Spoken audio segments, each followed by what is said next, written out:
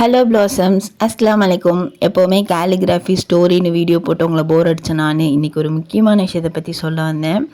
என்ன அப்படின்னா, இப்போ ரீசெண்டாக போயிட்டுருக்க இஷ்யூஸ் தான் பிளாசம்ஸ், டவுரி அண்ட் சூசைட். இதை பற்றி நிறைய பேர் நிறைய வீடியோஸ் போட்டாங்க, நானும் நிறைய வீடியோஸ் பார்த்தேன். அதாவது பிளாசம்ஸ், இறைவன் திருக்குர்ஆனில் தெளிவாக பதிவு பண்ணியிருக்கான். என்னன்னா, மஹரை பற்றி.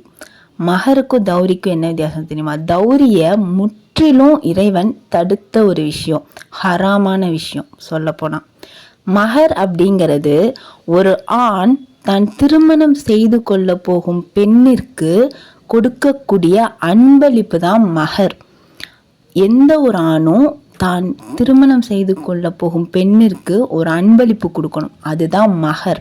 அந்த மஹர் அந்த பெண் அனுமதித்தால் அந்த ஆண் அனுபவிக்கலாம், இல்லை என்றால் முழுக்க முழுக்க அந்த பெண்ணிற்கு மட்டும்தான் அது உரியது. இதுதான் இறைவன் சொன்ன திருமண முறை, அழகான திருமண முறை. அதுக்கப்புறம் சூசைட் அப்படிங்கிறது எவ்வளோ பெரிய ஒரு துன்பமான விஷயம் தெரியுமா? அதையும் இறைவன் தடுத்திருக்கான். நிறைய பேர் சொல்லலாம், அந்தந்த இடத்துல இருக்கவங்களுக்கு தான் அந்த பெயின் தெரியும்னு. நிச்சயம் பிளாசம்ஸ், உங்கள் பெயின் இறைவன் அறிவான். சூசைட் எதுக்குமே தீர்வு கிடையாது. சூசைட் அப்படிங்கிறது நீங்கள் உங்களையே தண்டிச்சுக்கக்கூடிய ஒரு ஆயுதம். நீங்கள் ஏன் உங்களை தண்டிச்சுக்கணும்? நீங்கள் எதுவும் தவறு பண்ணீங்களா? இல்லையே. அது உங்களை மட்டும் தண்டிக்காது, உங்களை நேசிக்கிற பல பேரை தண்டிக்கக்கூடிய ஒரு ஆயுதமாக மாறிடும். உங்களுக்கு கொடுமை செஞ்சவங்களுக்கு நீங்கள் கொடுக்குற தண்டனைக்கும் உங்களை நேசித்தவங்களுக்கு நீங்கள் கொடுக்குற தண்டனைக்கும் வித்தியாசம் இருக்குது இல்லையா? அதனால் சூசைட் என்றைக்குமே நல்ல தீர்வாக இருக்க போகிறது கிடையாது.